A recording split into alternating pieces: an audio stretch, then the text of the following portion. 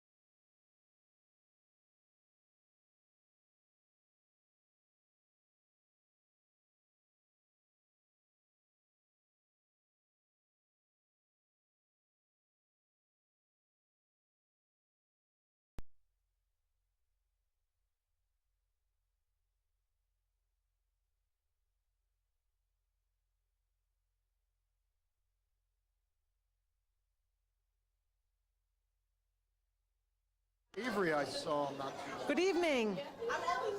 Hello, everybody, and thank you for coming to our board meeting. We have a beautiful full house tonight. The Open Public Meeting Statement. The New Jersey Open Public Meeting Law was enacted to ensure the right of the public to have advance notice of and to attend meetings of public bodies at which any business affecting their interest is discussed or acted upon. As required under law, adequate notice of this meeting has been provided via email and/or fax to the Times, the Lawrence Ledger, the Public Library, and has been filed with the municipal clerk. This notice was provided prior to the 48 hours required by the Open Public Meetings Act. The board reserves the right to limit public discussion of personnel items and other matters as defined in the law. We'll do our flag salute. I pledge allegiance to the flag of the United States of America and to the republic for which it stands, one nation, under God, indivisible, with liberty and justice for all. Thank you. Okay, do we have student representatives here tonight? Come on down. Or up, wherever. No, Not yet. oh, sorry. Our high school friends.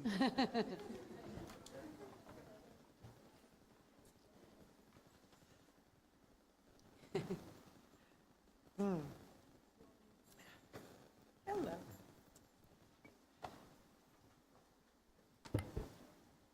Hi, my name is Riddhi Patel, and I'm a member at Lawrence High School, or student at Lawrence High School. The Lawrence High School Science Olympiad team competed at regionals on January 14th at the Camden County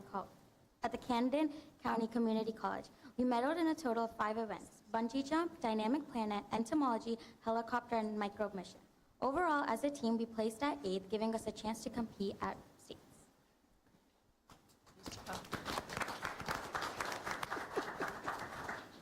Good evening, everyone. My name is Isaac Park, and I'm a senior here at Lawrence High School. On behalf of the Lawrence High School Marching Band, we would like to thank the LTEF for providing us with the Lyre Lyre Music on Phone grant in order to purchase new phone lyres for our musicians. We have recently received the new lyres, and the whole band is excited to use them in our upcoming Southern California trip and future performances.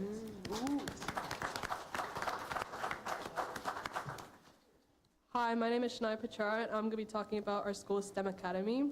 Our last seminar was about marine biology, where we had our first dissection lab, where we dissected a starfish and had over 50 people show up. Our next upcoming seminar is next Wednesday for our pharmacy seminar, and we're going to have a chemistry-based lab, and we have a couple more events lined up for the next couple of months. Great, thank you. Good evening, my name is Nara Lim, and I'm pleased to announce that the International Alliance will be hosting their annual Lunar Night here at the high school cafeteria on February 7th from 6 to 9 p.m. We invite everyone to celebrate Lunar New Year and indulge in East Asian culture through a series of games, performances, and food. Thank you. Thank you. Okay, thank you so much.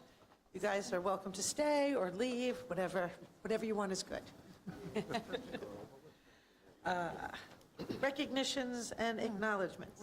All right, so January is Board of Education Appreciation Month. We are so thankful for all of our dedicated board members who work tirelessly to support our schools, students, and community. To our Board of Education, on behalf of the Lawrence Township Public Schools, we want to thank you for your service, your passion, your dedication, and for making our district a place that every student belongs and succeeds.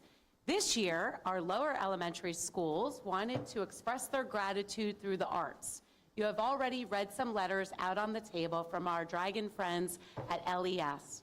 Also, you may have noticed the paperweights right here at the dais for each of you from our Ben Franklin friends. Let's give a special thanks to Mystique and Mr. Brackett's class and Ms. Hickey for providing this token of their appreciation. Yes. They wanted you to know that LTPS Board of Ed put in hours and hours of their own time for this district, for this wonderful place. They said, "You rock." Oh. I'd now, there they are, yeah.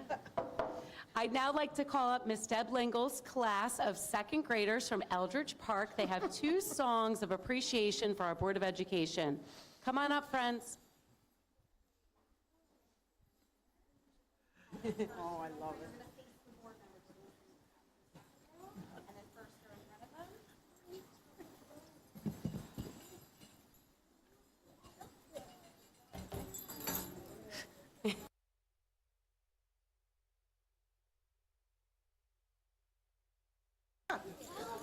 parents want to come up and Yeah, if you get a wanna come up and picture, take feel free to pictures. come up and you can watch them from this side. Good evening, everyone. I have some amazing second graders from EPS here tonight. And our first selection is a song that they performed last month at their concert. So here's a little bit of winter cheer for everyone.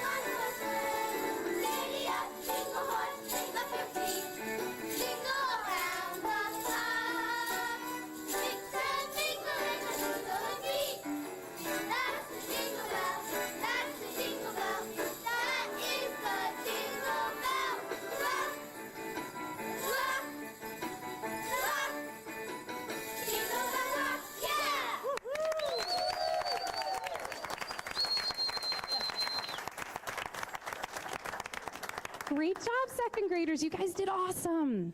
And we have one more song for you. Since it is Board Member Appreciation Month, we have a special song showing our appreciation for all of you and for all that you do.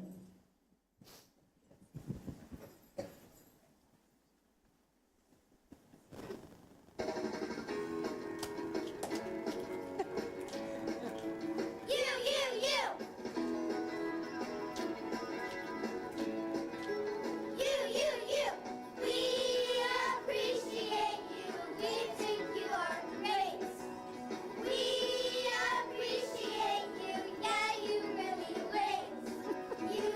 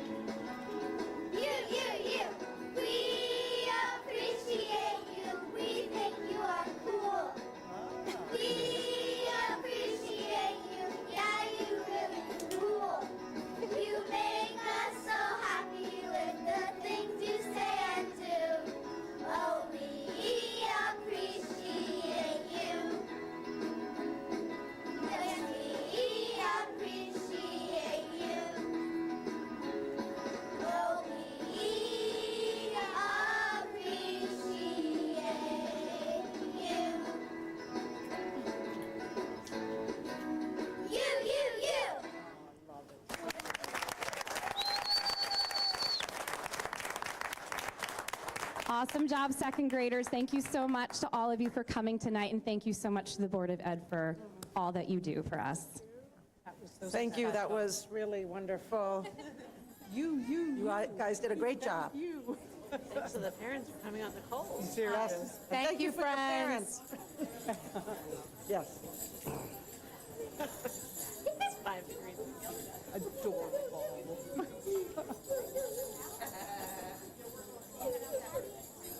You'll have that song stuck in your head. Oh, yeah, sure.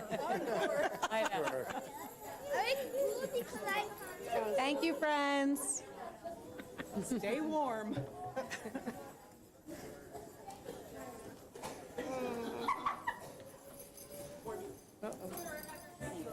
Awesome job.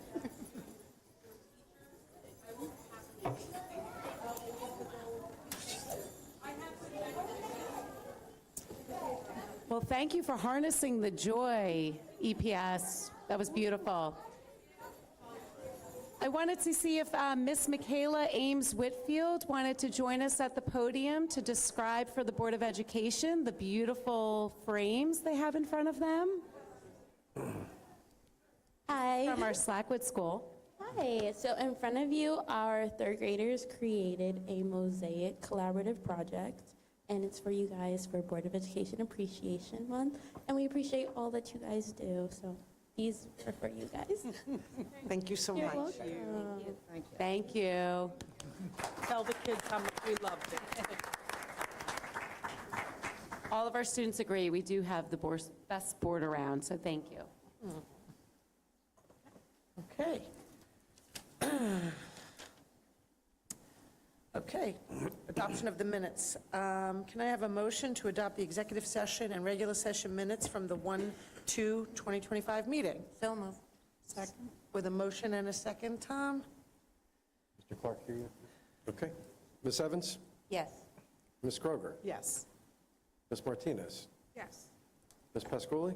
Yes. Ms. Santos? Yes. Mr. Van Hise? Yes. And did I see Dr. King come in? Yes. Okay. And Ms. Bose? Yes. Motion carried. And a motion to adopt the regular session minutes from the 12/11/2024 meeting. So moved? Second. And with a motion and a second, Tom? Hise and Evans? Yeah. And Ms. Evans? Yes. Ms. Kroger? Yes. Dr. King? Yes. Ms. Martinez? Yes. Ms. Pasculi? Yes. Ms. Santos? Yes. Mr. Van Hise? Yes. Ms. Bose? Yes. Motion carried. Thank you. Reports to the board. Superintendent's report. So I'd like to start my report off tonight inviting Miss Bonnie Giglio up to the podium to announce our Winter Grant Award. And then afterwards, we will pause for a picture, and I'll invite the board to meet me over in the well for a quick picture with the check. Oh, good evening. Hello. That is a really tough act to follow. I will not be singing or dancing. Dancing, maybe? No, none of that. I appreciate you. My name is Bonnie Giglio. I'm the Executive Director of the LTEF. I'm here tonight to present the LTPS Board of Education with a check for $15,700 in support of a special winter grant entitled LIS Career Exploration VR Simulations. This grant will provide LIS students with 6 transfer VR headsets and the accompanying tools. In addition, LTPS will have access to treks with over 100 occupations, so students can explore and find their individual pathways. This grant addresses the critical need to provide equitable access to career exploration and college readiness opportunities for all students, particularly those from underrepresented groups. Despite the district's efforts, many students still face barriers to exploring diverse career pathways due to a lack of exposure to real-world applications, tools, and experiences. This project leverages virtual reality technology to bridge that gap, fostering a sense of belonging and engagement in student activities by offering hands-on, immersive experiences that cater to various learning styles and interests.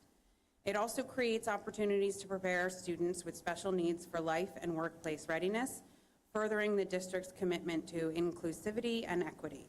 Creating a link between academic subjects and real-world applications fosters a why this matters mentality. When students explore from a young age what excites or captivates them, they They develop an early understanding of how personal passions can align with professional pursuits.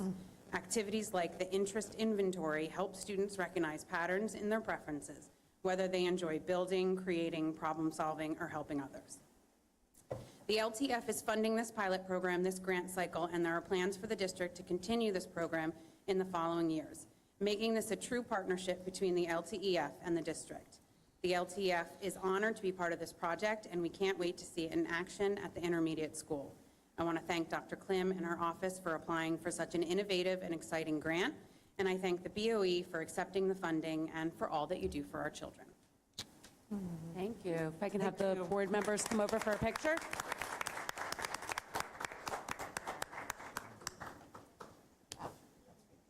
Thanks. That was money.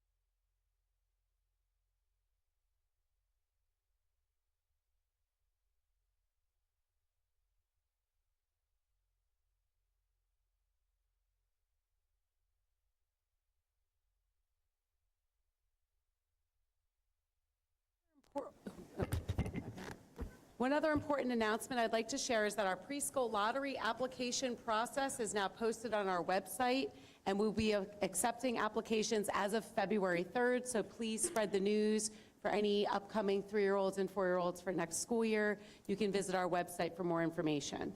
Now I'll be standing at the I'm going to move to the podium for 2 presentations. First, I'll be reviewing the mid-year goal review for my superintendent goals, to share with the Board of Education our progress, followed by the LTPS delegation to China and Taiwan presentation. Great.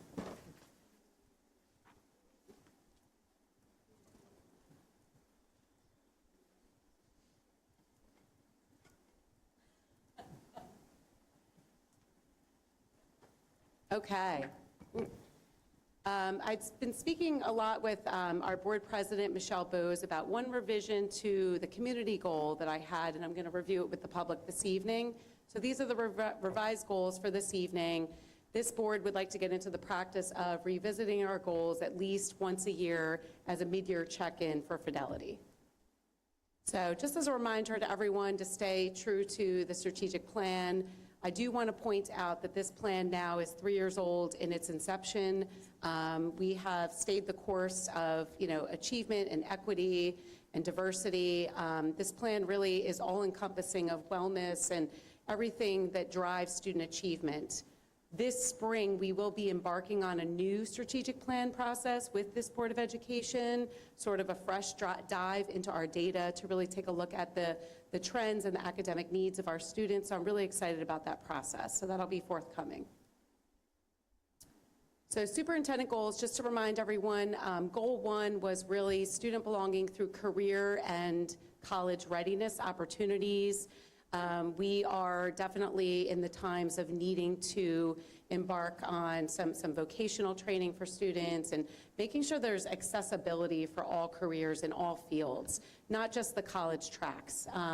Working really deeply with this goal and the leadership team up at the high school to create a public service academy, which is going to be ready to be launched not next year, but the following. So we feel very proud that we're starting to create careers and pathways for students so that they can achieve their goals and some certain certifications along the way so that they're employable while they're in high school, which is really important to really dip their toe into some of these college and career experiences. Ms. Giglia already shared that one of the pieces of this goal is to really start career exploration earlier. So we're looking to bring that virtual reality experience to LIS, so I feel very proud, and she did a deep dive into that. So that'll be underway. The purchasing is happening, and I'm working with Dr. Fisher at LIS and exactly how we're going to roll that out through some of the specialist classes. The idea of that particular grant is that it really touches the lives of every student at LIS. So they'll have an opportunity to do a big deep dive into career exploration before they get up to the middle school. The goal too, we want to revisit one of the objectives. So in red, you'll see, by the end of the third quarter, 24-25, we had planned to organize, 20 community events designed to foster an open communication and build trusting relationships with stakeholders. The original goal with the objective underneath really spoke to a pre and a post assessment, but what we realized as we worked through this goal the first 4 months of the year is that we're not getting the same constituents out to really do a clean pre and post assessment. Ideally, Ms. Baldessari does survey the public, and we're not able to address all of the questions. It's not matching up as a good metric to measure the goal. So rather than sort of this pre-post assessment on how well we're doing with the community conversation and topics, what we decided to do is really capture the amount of work that we're doing in the community, really designed to foster district connections. I'll give you an example. We have spoken at, we've opened up town halls. We are at the Hispanic Heritage Night and talking to the new association that was formed in Lawrence. We have gone to the Senior Center. We're really trying to make sure that we meet the needs of all of our stakeholder groups in the district and making sure that community members and families feel that they can safely, ask questions and that we'll be transparent in response. So that's really sort of that strategic place of, making sure that we're addressing needs. That's really the change that I wanted to propose for the board this evening. The last goal is around, our preschool, which is, us diving into community partnerships, building an operational plan that includes a hybrid approach for accessibility for our families. What I mean by that is the Department of Ed has charged us with that state aid to foster connections with community providers.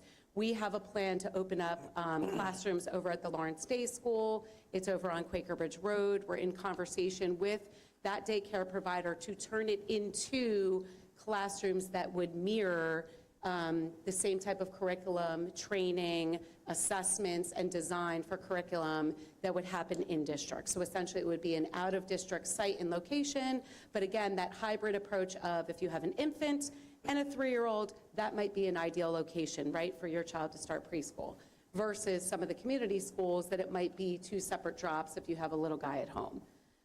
So we're really moving forward on working towards that. I just want to give a shout out to Ms. Pardo, who is our new early childhood educator.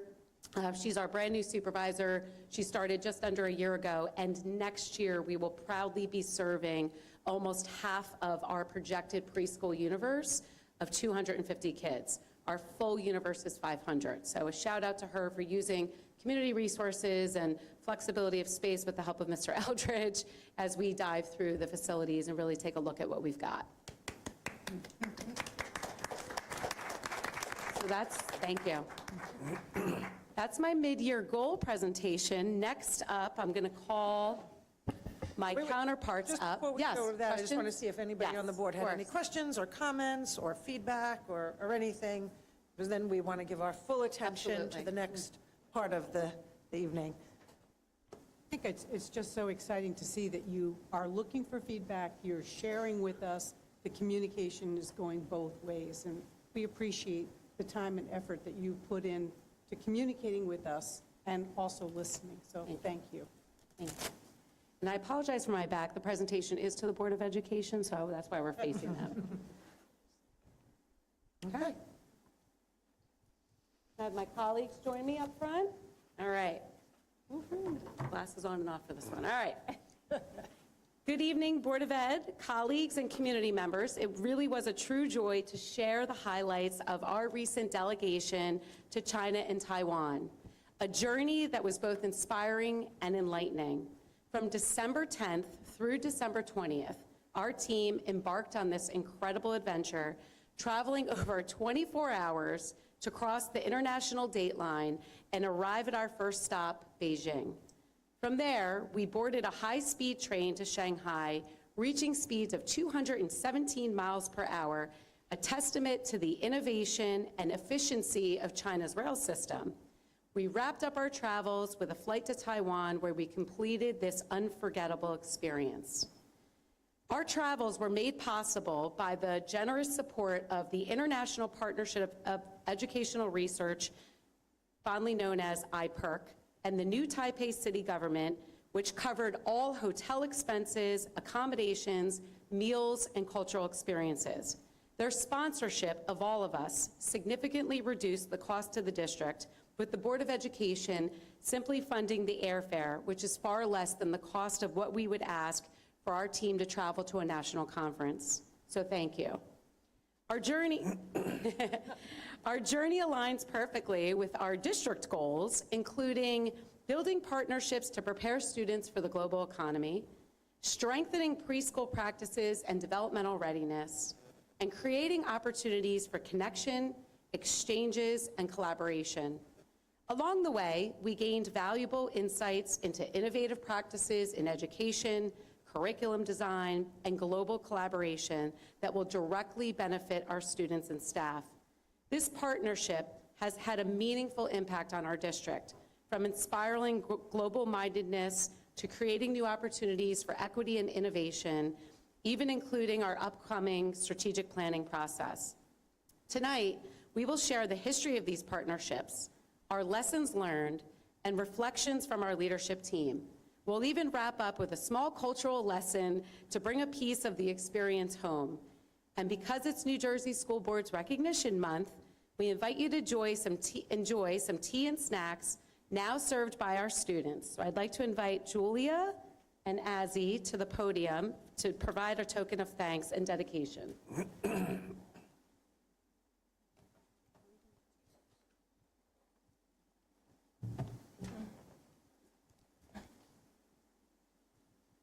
Good evening, everyone. I am Aisnoa Kimin, and I am the sophomore class president. Hi, I'm Julia, and I'm a sophomore. First and foremost, we want to say a big thank you to Lawrence Township for the opportunity to make connections with overseas schools, not only through Zoom meetings, but with in-person connections and friendships. Recently, we as a community had the opportunity to host exchange students from Nanhui, Shanghai, through our sister school program. Meeting them in person was such a powerful experience. All of my online friends who were once just faces on a screen became a reality. My fellow classmates and I were over the moon as we had opportunities like no other, sharing laughter, stories, and creating memories that will be cherished forever. This gave us the opportunity to experience new cultures outside of our own. We were able to exchange gifts like this one. It now represents our friendships and bonds that will never be broken. My partner's name was Alvin. Alvin is a 16-year-old boy who was, when I first met him, shy and timid, as he was in a new school and new environment, and he was away from his classmates as he had to shadow me and follow me to all my classes.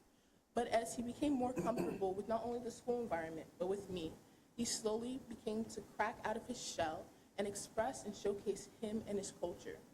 Though his trip was short-lived, it gave not only me and Alvin, but other students the opportunity to continue our friendship outside of just a sister school. As he left on his journey to different schools, I wondered if I would be able to experience the same joy that my partner Alvin has gotten, experiencing a new world outside of his own. My student was named Ronald. He was incredibly kind and helpful.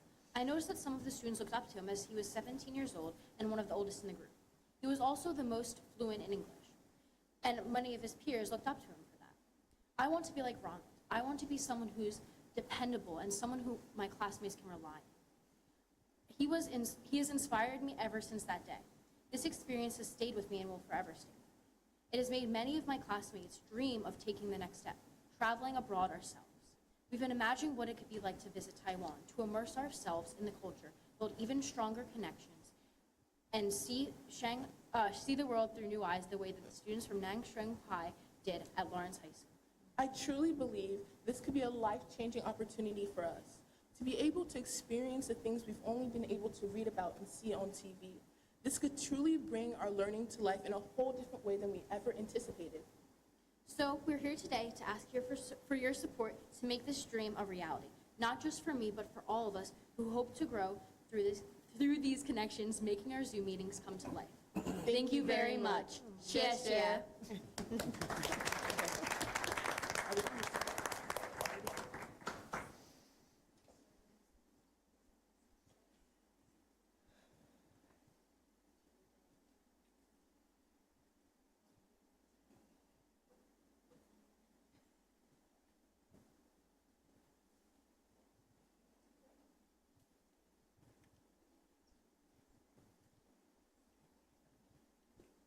I'm going to be the filler. So one thing that was really unique about our experience was the amazing hospitality that we felt while we were in all of the cities that we visited. And at every meeting that we had and every signing of a memorandum of agreement or debriefing that we had with school administration, we were welcomed with these beautiful name tags, and so we wanted to replicate them for you. We always had our name in English and then also our name in Chinese. And it was just such a really beautiful experience. They took the time to really make everything so aesthetically pleasing and serve us wonderful snacks for us to experience that are different from our own culture. And I think we all found that to be incredibly welcoming and really just kind of allowed us to come in and feel very special in their home.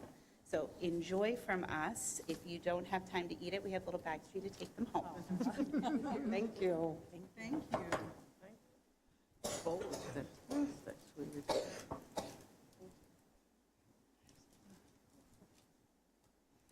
We're missing one board member, so they're looking.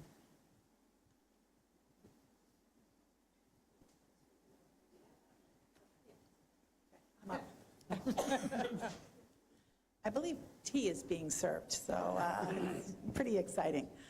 Hi, everyone. My name is Jean Musi.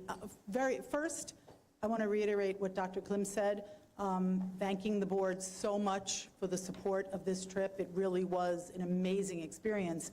My job on our presentation is to give you all like a quick history of our Chinese and Taiwan partnerships. Some of you may not know how far they go back. Other ones do know how far it goes back.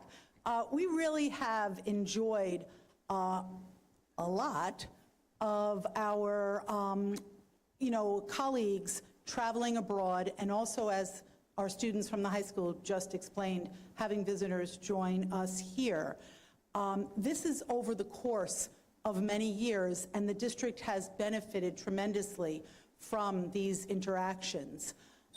We've really grown as a district, and our students have grown also. LTPS, 15 years of a global partnership, goes all the way back to 2010. Ben Franklin and Jianan Elementary in Taiwan were the first sister schools that we entered into. And that program continued to grow for more than 9 years. In the following year, in 2011, Taiwan's Minister of Education and the Chairman of the Environmental Administration actually visited LTPS. They toured our schools. It was a really big deal. The Commissioner of Education came from Trenton to be with us, so it really was impressive that this big event happened. In 2013, Dr. Allison Fisher and Ms. Lin visited China as part of a 300-member educator Chinese bridge delegation that was supported by College Board. They traveled with a large group, went to a lot of schools, were able to bring back a lot of things that they learned. In 2014, I actually went as part of a Eco Schools initiative that was sponsored by the United States EPA, and it was focused on eco-literacy. A lot of the things that I brought back on that trip really became the backbone of some of our data collection on the Streamkeeper project, which is a project that still remains at Ben Franklin.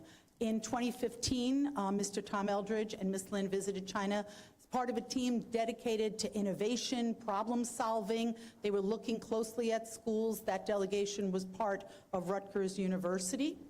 In 2016, Dr. Mary Pancoast was a member of the Confucius grant program, which focused on expanding world languages and global literacy.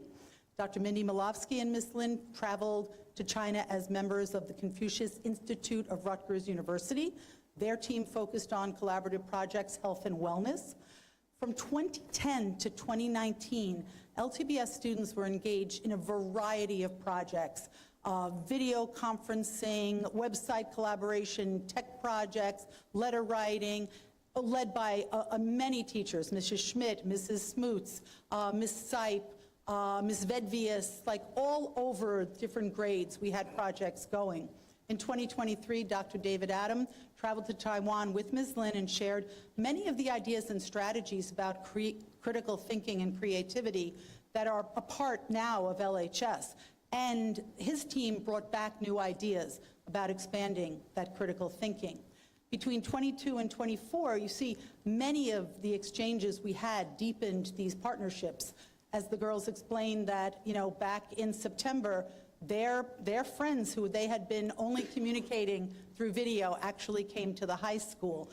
In 2022, the Fujian Across Mountains and Seas Sino-U.S. Cultural Exchange event came to LHS, which was, again, another big deal and really put some wonderful spotlight on our district and these global partnerships. But I just want to reiterate that all of these experiences have really benefited our students as they got to have a chance to meet other students, to have those global connections. Our kids really experienced opportunities for public speaking, for growth in technology, and just found out that the world is a lot bigger than just Lawrence Township Public Schools. So as we were all traveling, this quote always spoke to me: the real voyage of discovery consists not in seeking new landscapes, but in having new eyes. That's really what we bring back now, new eyes with new perspectives. When we were leaving the National Museum in Taiwan, Mrs. Ament and I stopped, and there was this big, beautiful painting, but the symbols connected in all directions. And that's what really, as a district, we are aspiring to do at all times, connect everything so it all fits together. And that's our walk-on photo. And I'm going to hand it over to Dr. Barriax. Good evening, everybody. Damian Barriaxa here, and I would like to join the chorus of thanks for this opportunity. This was an amazing career and life-defining period of time that is not something I will ever forget. So my true heartfelt appreciation goes out to each and every one of you for the opportunity to be a part of this. So the picture you see behind you was taken in one of the many STEAM classrooms we visited. You can, if you want to play Where's Waldo, we're in there somewhere. You can spot us spread throughout the picture there. But we're in there with the students of the school, also with some exchange students from Australia, I believe, and maybe one or two exchange teachers as well, who were visiting from Australia and teaching in Taiwan. A lot of the schools we visited, especially in Taiwan, there was a strong emphasis on that integration of math, design, and the arts in classes literally called STEAM classes. We know that conceptually is STEAM here, but these courses are actually called STEAM classes.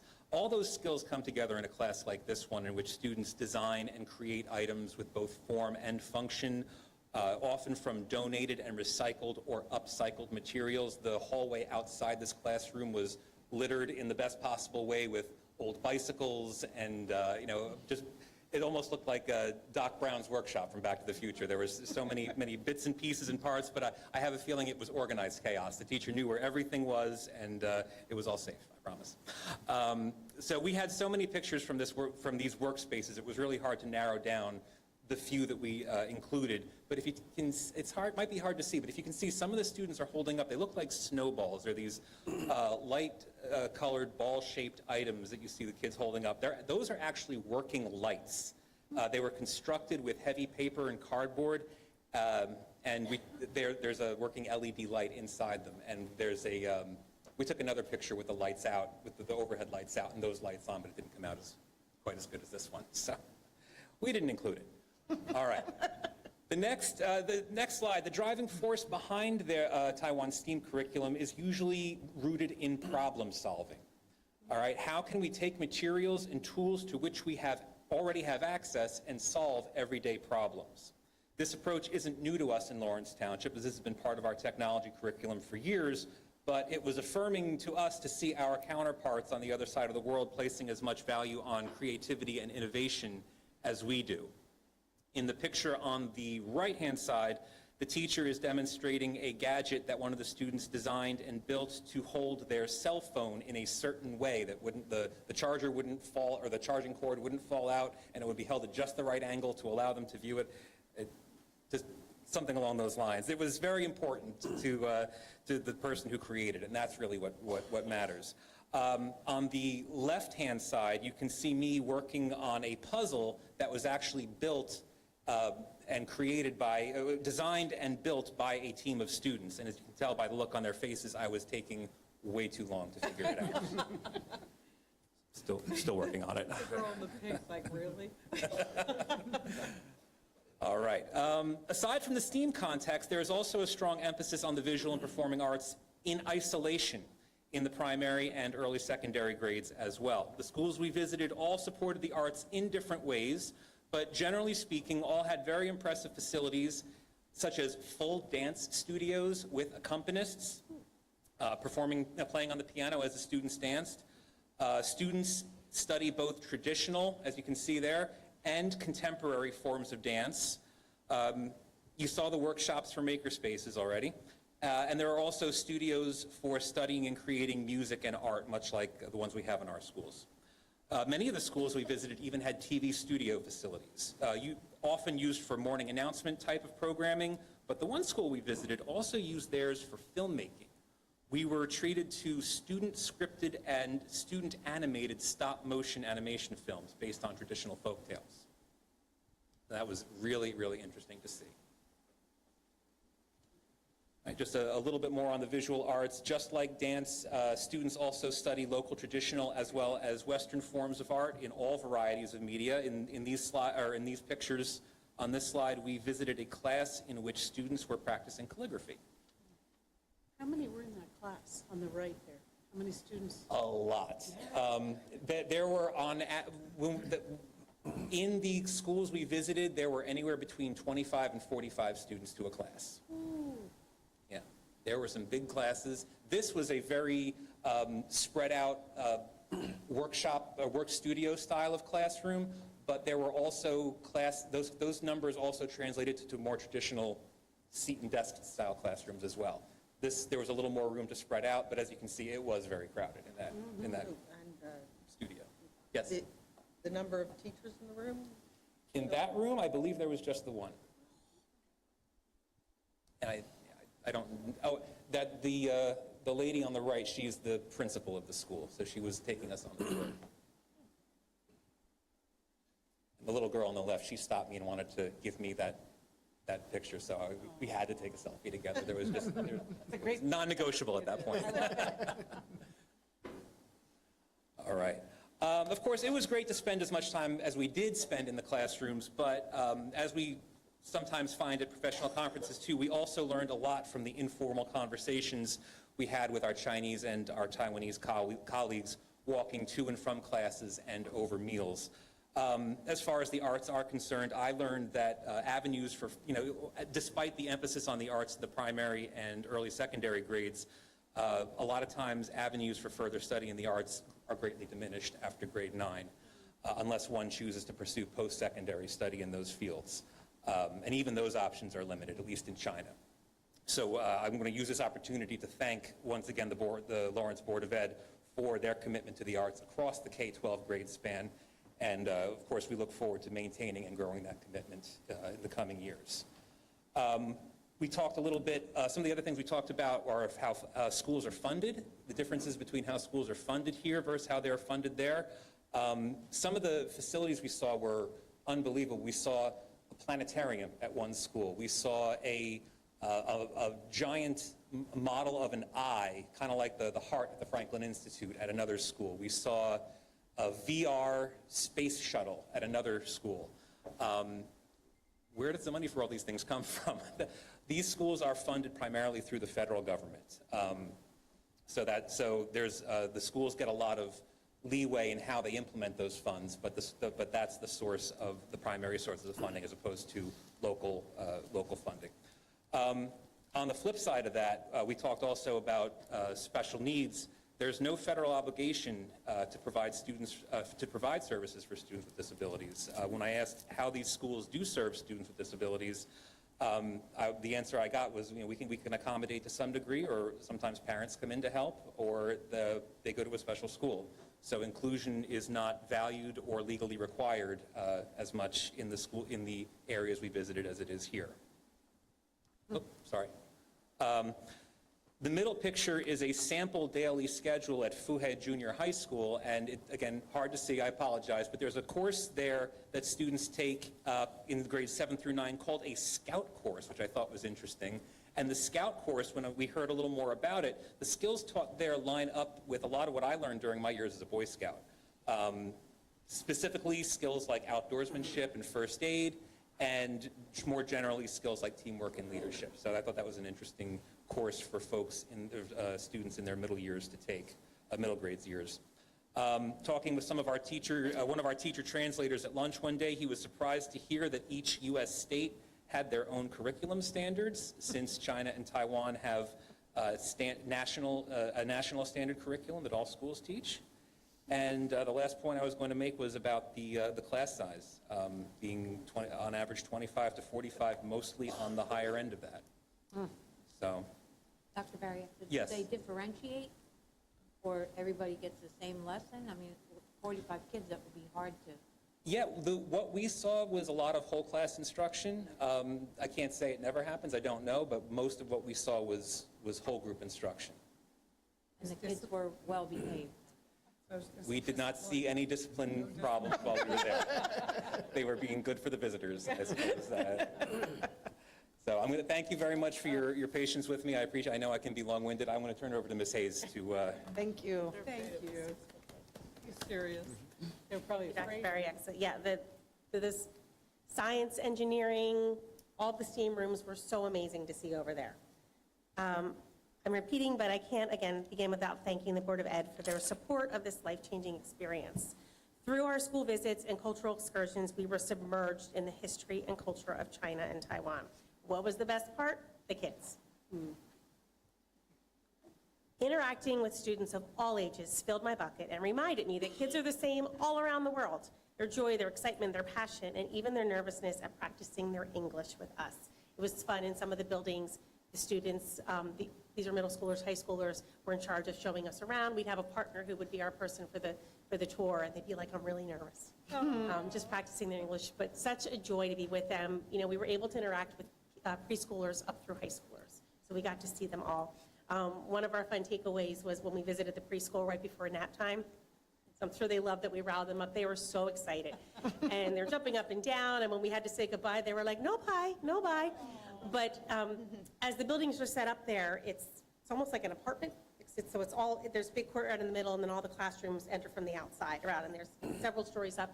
And they were brushing their teeth outside of the classroom before they went in to take their nap. They packed lunch. It was the sweetest thing. One of the things that we got to do is we got the opportunity to visit the National Museum of China, which is an art and history museum located on the eastern side of Tiananmen Square in Beijing. The National Museum of China has a collection of more than 1.4 million items, dating back to the Paleolithic and Neolithic periods and going all the way to the Ming and Qing dynasties of the early 20th century. So our sixth grade students, as you know, they study ancient civilizations, and they'll be moving into learning about ancient China within the next couple of weeks, also in connection with the Lunar New Year. I am looking forward to sharing my takeaways. I am trying to bring the museum to them. This is just a sample of the pictures and things that I collected for them that I'll be going in to share. Aside from that, though, I'll also be sharing the culture that we experience. So I have videos of the schools. I have a whole page of selfies with kids, and I'm just looking forward to sharing that experience with the sixth graders as they dive into that. Yes, and giving them a peek into children their age in another part of the world. Of course, I was excited to visit the beautiful media centers in every school. Did share already a lot of pictures and takeaways with the librarians. As soon as I got home, I put all the pictures in a slideshow and shared it with them. Their libraries, as you can see, look very similar to ours. Some of them do have historical and cultural displays, some artifacts in libraries, but all in all, beautiful libraries, very welcoming, engaging for kids. And then can you spy in the bottom right there, there's the Chinese version of Diary of a Wimpy Kid, which I thought the kids would get a big kick out of. One of the things we did notice, though, while we did go to that one calligraphy class that was taking place in the library, we didn't really see a lot of kids in the libraries while we were there. So the STEAM, and again, obviously the tour was set up for them to see what they really wanted to showcase their innovation and their STEAM rooms and all the STEAM classes. So we saw a lot of that. And I was the one, if they didn't take us to the library, I'd be like, can we go in the library? Always have to see the libraries. But not a lot of kids in the library. So I do hope, and from talking to the teachers, that is a bigger part of their day, but it didn't seem to be something that was as valued maybe as much as some of the science and engineering pieces. Also looking at the facilities, beautiful facilities. A lot of these are schools, so they were in cities. There was an indoor pool in one of the buildings. That was in one of the 3rd through 8th grade buildings. I have some videos to show the 6th graders of the kids having a tug of war contest outside, but really nice facilities. One of the buildings we visited, they were actually in the process of putting down a new track. But the picture in the very middle is one, I actually sent this to the K-6 health and phys ed staff while I was there because I was so intrigued. The kids at this middle school had a 10-minute break between classes. And Dr. Barry X and I were walking, and we can see we're up several stories. We looked out over, and there were kids all over this open court with, they're doing pickleball, and they're throwing balls, and running around, and playing, and just like getting energy out, again, they're middle schoolers. Music started to play that it was time to transition to the next class, and within 30 seconds, there was not a child, there was not a piece of equipment anywhere. And the one thing that we were looking for was, where are the supervising adults? There were none. So the kids take that 10 minutes, it's their time to do what they want, but it was really fun to see kids taking that time to go run around, interact, get some wiggles out, and then be able to focus, because it was about 10 o'clock in the morning, so it would have been like a mid-morning break for them. Also, on the top left, one night I did have the opportunity to have dinner with those their teachers and directors of the Health and Physical Education Department in New Taipei City, and just talking to them about, and actually the girl on the left was formerly part of their national basketball team. So talking to them about their curriculum, how things were set up, and it's very, very similar to what we do here. They do teach skills through units and through sports. Kids have class 5 days a week, 50 minutes. We found a lot of similarities in the health and phys ed world. And then also, while visiting New Taipei City, we were able to learn about and see in action their bilingual 2030 initiative. Taiwan adopted a policy to become a bilingual English, Mandarin, Chinese nation by 2030, with a particular focus on K-12 students and its civil service. While English is the dominant foreign language in Taiwan, taught from elementary school and onwards, oral proficiency needs improvement relative to reading and writing. The government has increased the budget to the public sector, schools, and libraries to improve the public's English proficiency. So they were very proud about that and excited about sharing the progress with us. And then there's one of my favorite pictures with the preschoolers. Okay, I'm going to turn it over to Ms. Eamon. Hello. So I have to tell you that this journey was absolutely incredible, and I am still processing the trip as I look at pictures and debrief with my friends and tell stories to many people. I continue to be overwhelmed with gratitude for the opportunity to visit China and Taiwan. The team was absolutely amazing, and as you can see, we all came with different lenses to the experience. When I first received the text from Robin and said a resounding yes, I would love to go, I chose to commit to a culture of saying yes on the trip. When we were presented with different opportunities or different foods to try or different things to do, we all just said, yes, we're doing it, we're trying it, which was super awesome. So thank you to everyone here tonight who made this possible, not only for the team, but for us to be able to bring back our knowledge to the district. As I prepared for the journey, I thought long and hard about my role as a school principal and what I would want to take away from the opportunity. I wanted to be sure I was able to capture moments and learn things that would be relevant for not only my growth as a leader and educator, but for the students, staff, and the district's growth. So I went right to the best source, which was the students. I shared the itinerary with them at an all-school meeting, and I asked them what they wanted to learn from my travels.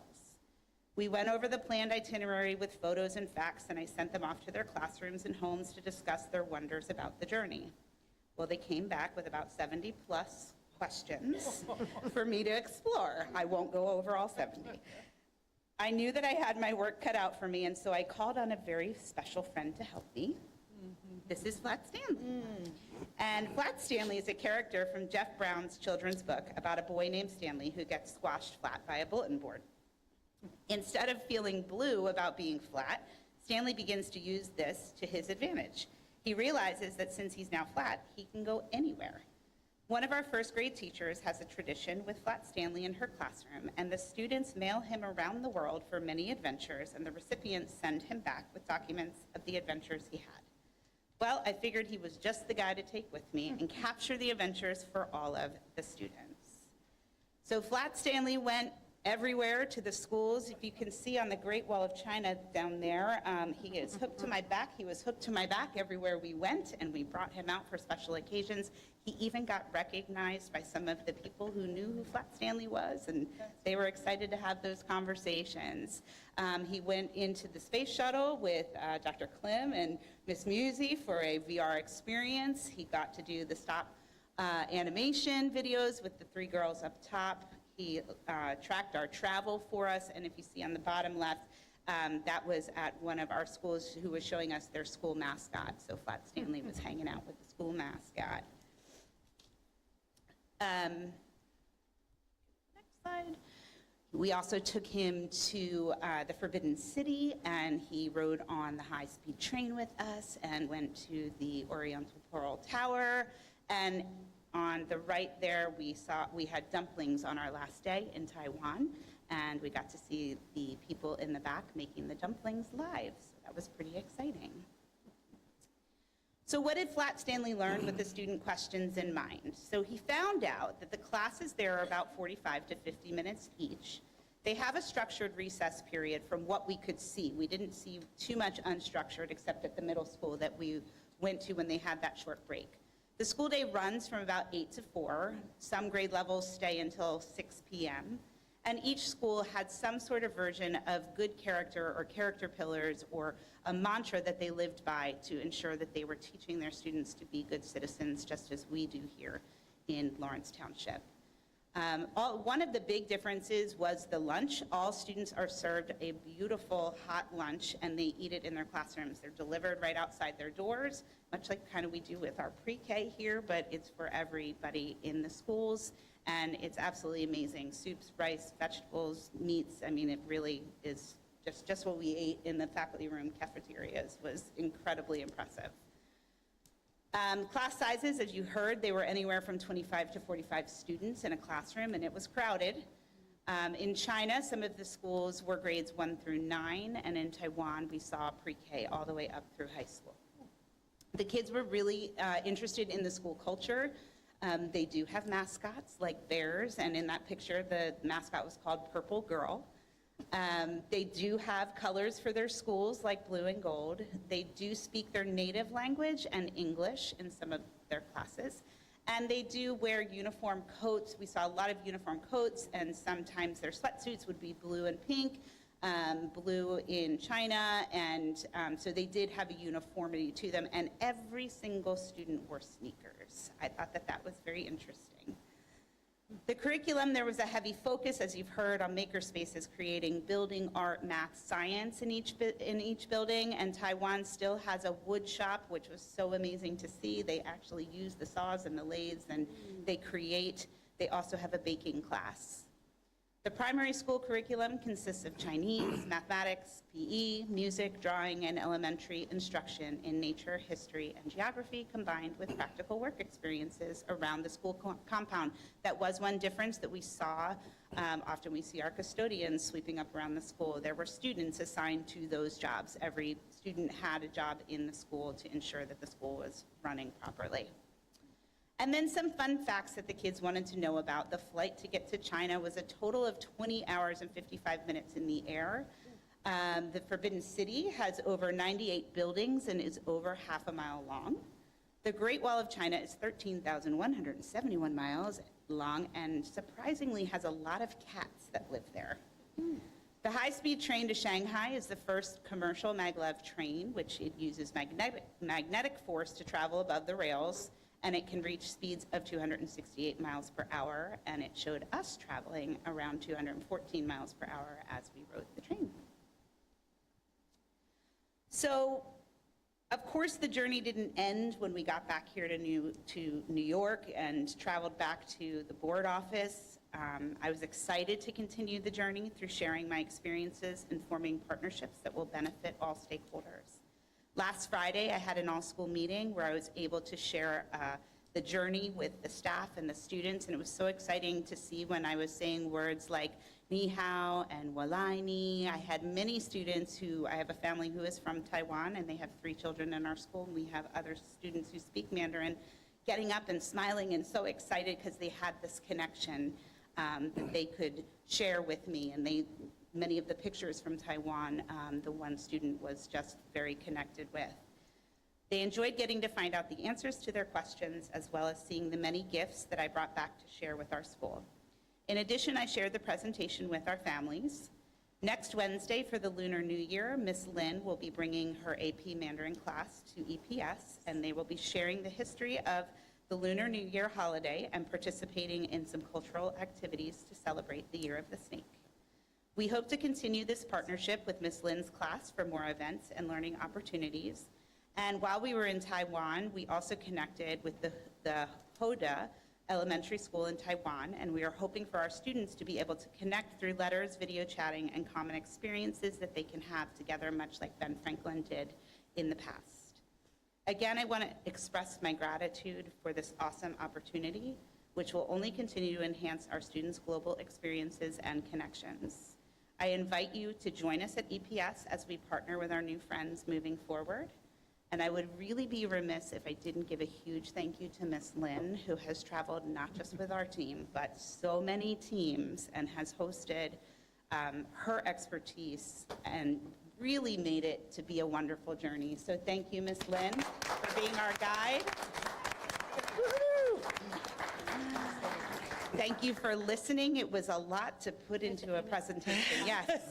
I observed that all 4 women presenters are wearing scarves. Yes, yes. We did visit some, we had the opportunity to visit some of the markets, which are very different than our shopping experiences here in New Jersey. Many markets with beautiful things, whether it would be silk, whether it would be things like the ornaments that you have here, and everything was negotiable. So we learned that quickly, and again, Ms. Lin was a wonderful guide in helping us navigate that, and so we really love our scarves that we brought back with us. Thank you. Thank you, team. Thank you so much. Oh, sorry, did we have a last slide? Yes, so this was a sign that was outside of the school in Shanghai, I believe. And we saw that they not only have it on their logo, but they have it actually cemented on their school for Better Schools, Better Life. And as soon as we all saw it, we just looked at each other and we thought, this is it, right? Better school, better life. That's the way of the world. And it was an amazing and incredible opportunity that I will never forget for the rest of my life and will continue to process with my team and with all of you. So thank you. Thank you. Thank you so much for that phenomenal overview and everybody's participation. And of course, thank you to Mrs. Lin, and appreciate all your work. My son was the first class in 2010 with Mrs. Musey, and Tyler Van Heist was in that class where we Skyped with Taiwan, and we would wake up at like 4 o'clock in the morning to go to the school, and my younger child would also go because I had nobody to watch them at the time. And it was something that stayed with me forever, and knowing the impact that this has had on our community, on our staff, on our students, is just amazing, and I thank you for sharing that with us, and we look forward to hopefully many more opportunities for our community to embrace cross-cultural experiences. Thank you, Dr. Klim, for doing all the work for us, and I'm always blown away by all the incredible things our educators do for our students and our community. So, thank you.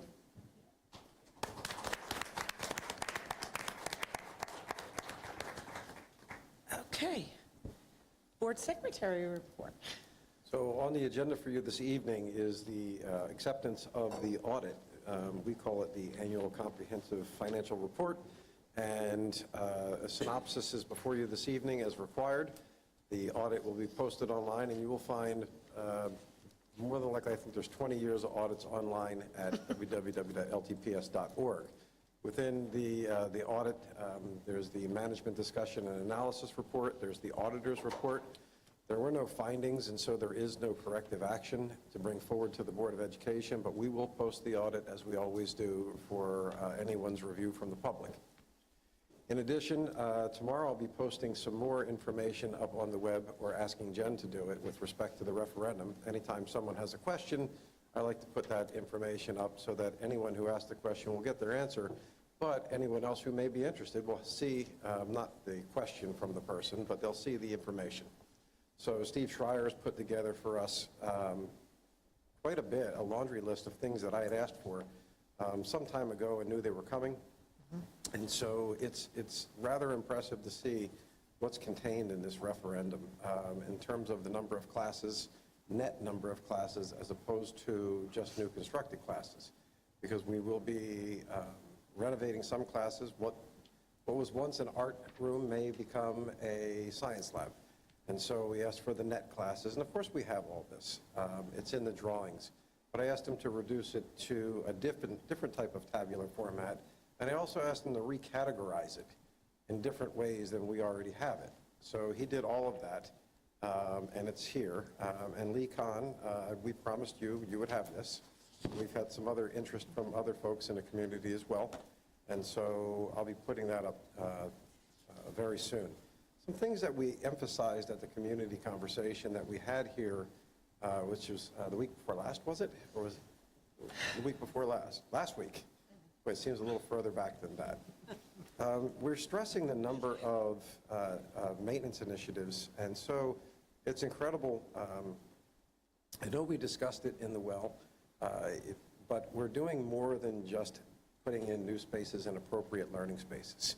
We're replacing the entire roof on the building, and that's part of, you'll find that inside of things that are already posted online on our website. That information is there, but somehow it's not resonating, so I figured I would say it again. So we have other information that's here in terms of renovations to our auditorium. The point being, it's not just appropriate learning spaces, but we're taking this opportunity to do capital maintenance within that, the referendum.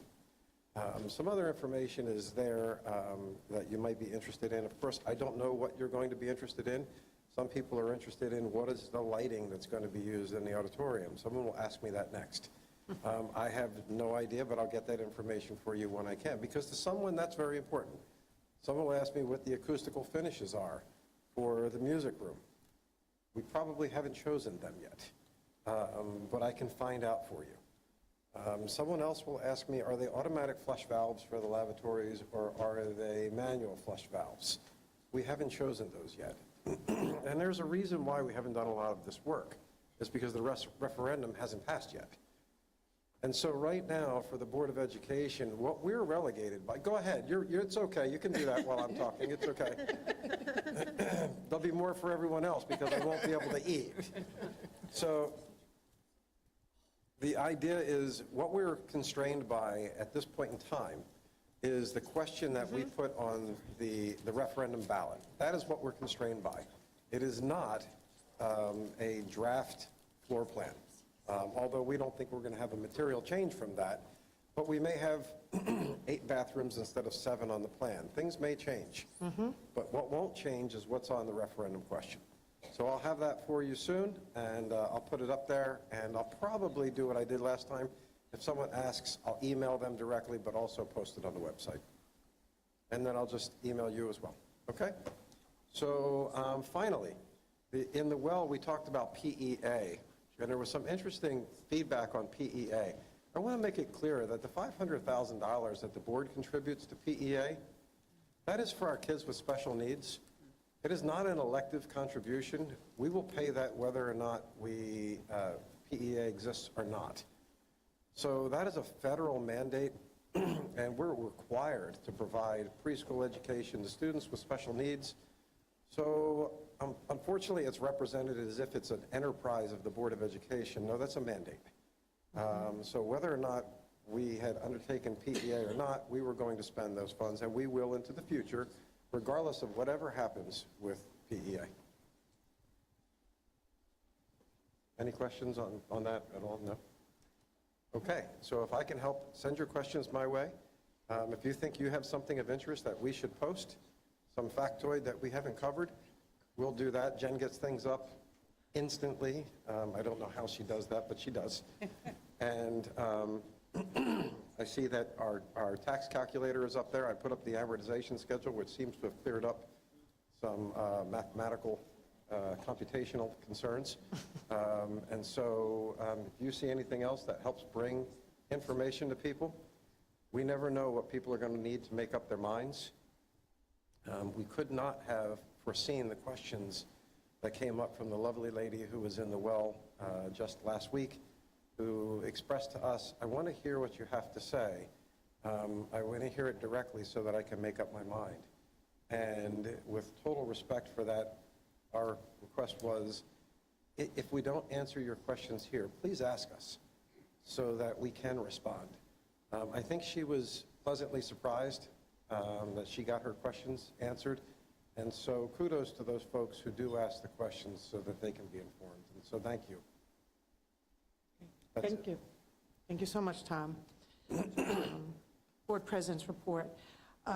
First, I wanted to thank everybody for the wonderful presentation, as well as the gifts and the students from Eldridge Park and their performance. It really means a lot to the board when our students come here and perform. So I just wanted to thank Eldridge Park and everybody for what they've done this evening. I just wanted to take a moment to address some concerns that have been raised in our community regarding the upcoming referendum vote on March 11th. First and foremost, I want to assure everyone that the board is fully committed to making financially responsible decisions while prioritizing and upholding student achievement. Since returning from the pandemic, our community has expressed loud and clear the importance of addressing academic losses and improving educational success to meet the needs of all learners. This board hired Dr. Klim to lead our schools and advance our strategic plan for academic excellence. After a thorough and careful examination of the academic, financial, and operational needs of the district, Dr. Klim, in collaboration with our educators, determined that the proposed changes outlined in the referendum are essential for achieving the goals in our strategic plan. We, the board, and the district have worked diligently to communicate the details of the referendum, what it entails and how it will benefit both our students and our community. I'd like to take the opportunity to thank our communications manager, Jen Baldessari, for her exceptional work in handling all of the communications regarding the referendum. As a proud Lawrence graduate and parent of 3 Lawrence Township Public School students, Jen has gone above and beyond to ensure the accurate and clear information reaches every member of our community. Contrary to some misconceptions, we did not hire an outside agency to assist with the process. All marketing and outreach has been conducted by our staff, our board members, and central office team led by Jen. Finally, I wanted to remind everyone that on February 4th, we will be hosting a community town hall at the middle school. This will be a wonderful opportunity to answer questions and share further information about the upcoming referendum vote. We encourage everyone in the community to attend and engage in the discussion and learn how the proposed changes can shape the future of our district. I appreciate everybody's attention and reaching out when you have questions, because we really want to educate the public on what the referendum is going to mean for us. And one last note, the preschool application process will be opening on February 3rd, so we want to get that out there so everybody is aware of that. Thank you from this board to our community, and thank you to Jen and Tom and Robin for all of the hard work you've done thus far. We have a little more to do, and I'm really proud of everything that this board has done together getting to this point. Thank you. Okay, we do not have any community relations and legislative affairs report. Liaison reports. Student board member report from Edison. All right. Good evening, everyone. Over the last month, I've been working with my advisors to refine the student representative position and shift how I collect data each month. We've decided to focus on reporting Board of Education initiatives and information to the LHS student body, gathering their opinions about these initiatives and any additional questions they may have, and then sharing their thoughts back with the board. To gather this feedback, we're holding discussions within student council meetings and encouraging broader participation to ensure a more accurate representation of the entire student body. This month, I shared information about the 2025 referendum, its initiatives, and the upcoming bond vote with my peers. Student council members particularly recognized the potential benefits of transitioning 6th grade to the middle school, appreciating this progressive change. Additionally, some students expressed interest in attending the referendum town hall meeting on February 4th, which I also look forward to. There were no further questions or feedback from the student body this month. Thank you for your time and attention. I look forward to continuing to share updates and insights from the student body as we refine this role further. This concludes my report. Thank you so much, Edison. We look forward to seeing you at our town hall as well. New Jersey School Board Association. Okay, I first have to say thank you, Edison. He already took care of a question that I had before he even knew I was going to ask it. He already had a solution. Thank you. Okay, New Jersey School Boards. First of all, I had the pleasure of tuning in to Robin and Tom's webinar. Actually, it was a podcast hosted by Ray Pinney at New Jersey School Board's headquarters on the 16th. The title was Building Your District Budget as a Team. It was filled with information on how relationships, cooperative planning helps to ensure a successful budget in a district. Their warmth and dedication was shining through every minute of the program, and I thank you both for your expertise and sharing that with everyone. You can click on the link at New Jersey School Boards if you would like to view it. Highly recommend it. On January 23rd, that's tomorrow, Thursday night, 6:45, a virtual meeting will begin. Topic for our Mercer County School Board meeting is an introduction to artificial intelligence, AI, in an educational environment. The presenter will be Derek Tranchina, who is an experienced educator and administrator with over 15 years' experience. Please consider attending. It sure would be nice to see your lovely faces in the little squares on my computer. As a side note, you may have noticed that this month's New Jersey School Board's Leadership magazine has an article about artificial intelligence. Also inside, there's an article about our student representative on school boards. I encourage us all to take a glance at those two articles. I'm sure there are lots more, but those were the two that piqued my interest. We'll have a nominating committee update for New Jersey School Boards, the county, Mercer counties, to call for officers, a description of upcoming meetings for the 20th at West Windsor Plainsboro High School. We did this our first time last year. It was Mercer County's Unsung Hero Award ceremony. It begins 6 o'clock. It's an experience that sometimes we miss students, and this really shines a light on the kids who normally aren't spotlighted. These are kids who may have had some adversity. They shine brightly, and they show how they've worked through difficult times. They truly deserve to be celebrated. So that's a next one, county meeting after tomorrow night. Second annual New Jersey School Board's Women's Leadership Conference will be held Friday, March 21st at Mercer County Community College. Program last year was outstanding. I'm looking forward to another uplifting conference, and it'll be amazing because last year's was awesome too. LTEF, both Robin and I attended the meeting. I don't know, did you want to say anything? You want me to? Just a quick, we talked about this, the grant cycle that we had tonight. Exciting to see the work, how they work together with Robin with this cycle. It was interesting, they shared that they had such great communication with Robin, and she enlightened them on facets that they had missed before. It just shows that cooperation and leadership qualities, bonding together is really appreciated with all. And then project graduation, they are in desperate need of support. Right now, it looks like it may not happen. The funding is so incredibly low. So if you take a look at some of the things that are coming up, Casino Night is coming to help support that. You'll remember that this is an experience for our graduating seniors. It's alcohol, drug-free. It's really the last time they're all going to get together to celebrate their graduation and relationships. So take a look at possibly supporting that. That's my report. Great, thank you, Joe. Reconfiguration ad hoc, Diana. Excuse me, student services did not meet, but Arundel will make a report. Oh, yes, sorry. Arundel will report next Yes, student services will meet next month. me out. I'm sorry. We're just So sorry. So I'm going to report out on our reconfiguration ad hoc. I think just because this is a new structure, it's important to remind folks that we're really embracing the ad hoc nature. So we just keep meeting when we need to meet, and we're involving as many board members in a cycle to make sure that we as board members can be as responsive to what we're hearing from the communities as possible, and to the district, who have been working just tirelessly to, as you've heard throughout the evening, really communicate, engage with community members. So at our first meeting last Friday evening at 4:30, we met, Olga Martinez, myself, Michelle Bose, and Dr. Klim met to just start debriefing on the community events that the staff had already engaged in. And then we also touched base about some of the presentations that would be at the community meeting. So now I can relate to Kevin, because Tom stole our thunder about talking about, I was supposed to talk about the community meeting, but Tom did.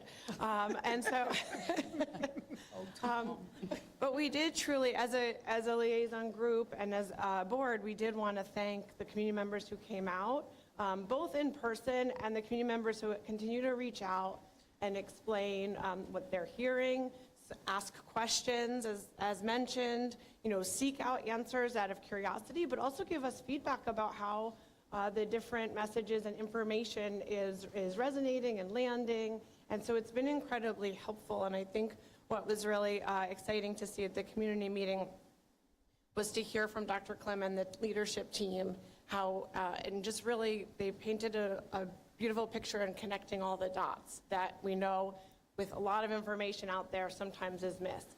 So it became very clear in different sections of the evening how this vision that's focused on the strategic plan and the needs, and how this board and leadership over many years has been focused on supporting our students' needs and getting them what they need and deserve.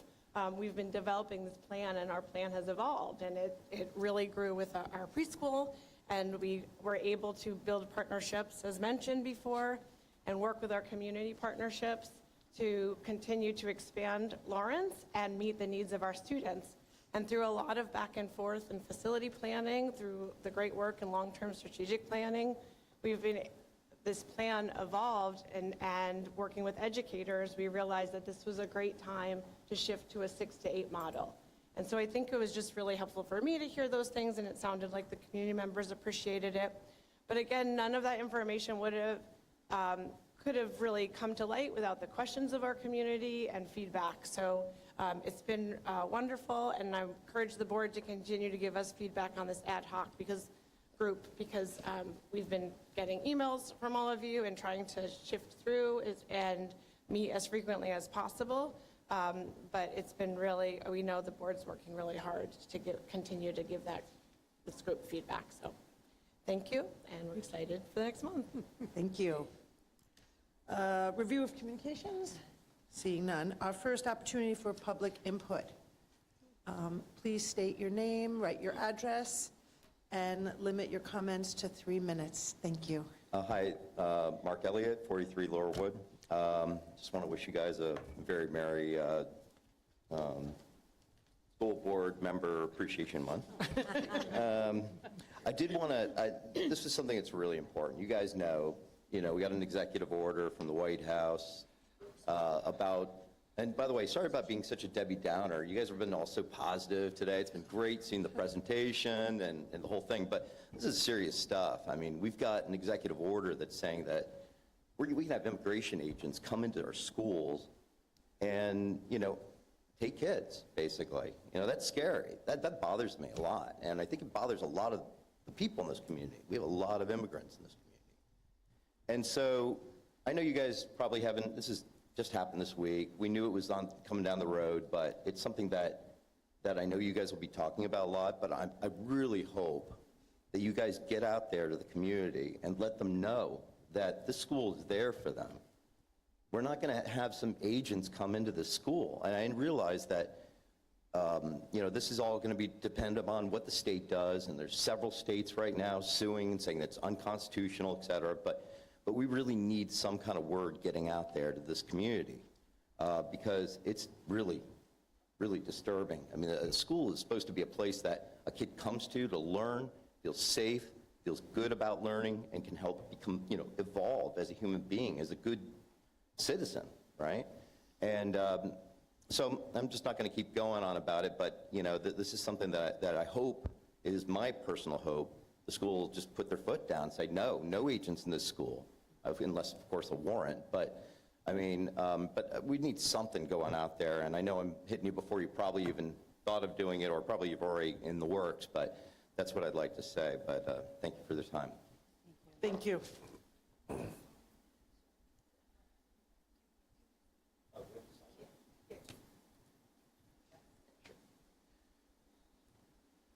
I'll go over it. You guys keep going.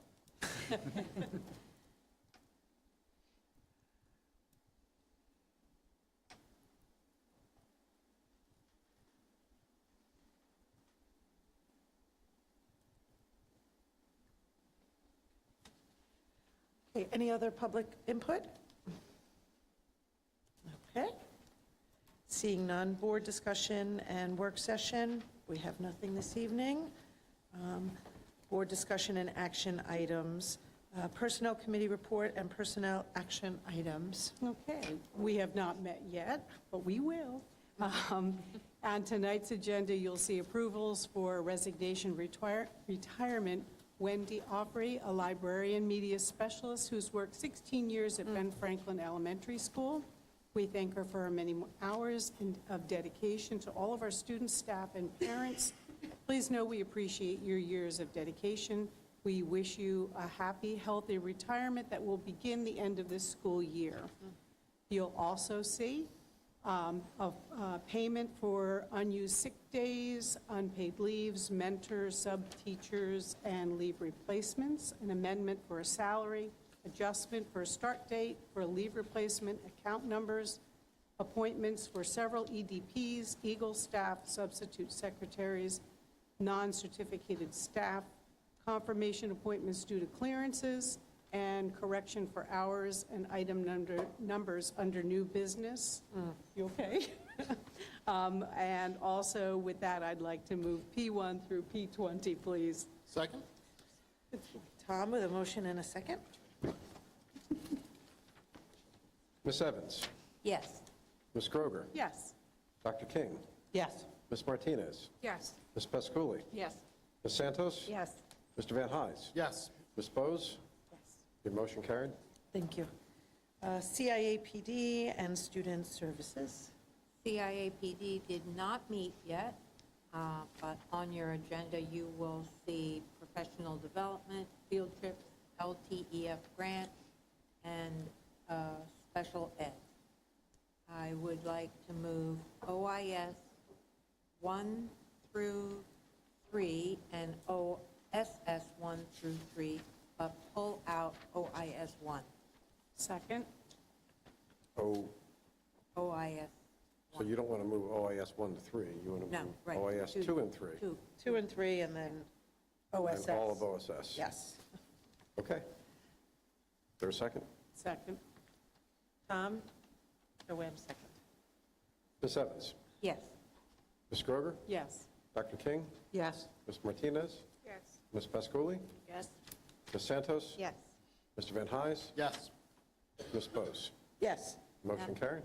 Now I'd like to move OIS 1. Right. Got it. Second. Motion and a second? Second, okay.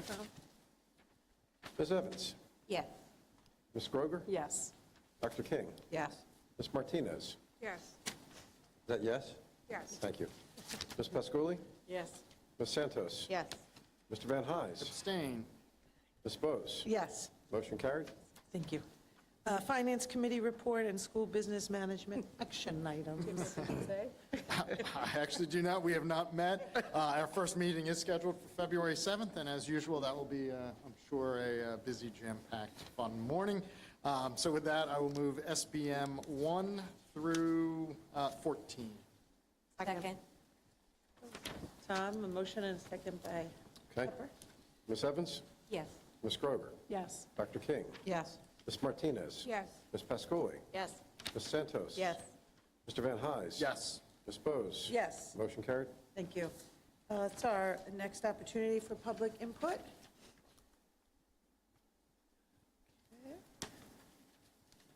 Okay, seeing none. Michelle, just before we go on to new business, I Yes. did want to let board members know, February 11th, the day before our next board meeting, Mercer County VOTEC General Advisory Committee is meeting.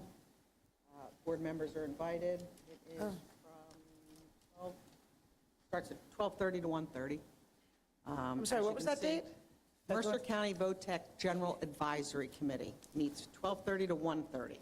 Okay. As you can see from OSS 2, we do have a fair number of students that are attending, certainly through the part-time program and perhaps through the full-time program as well.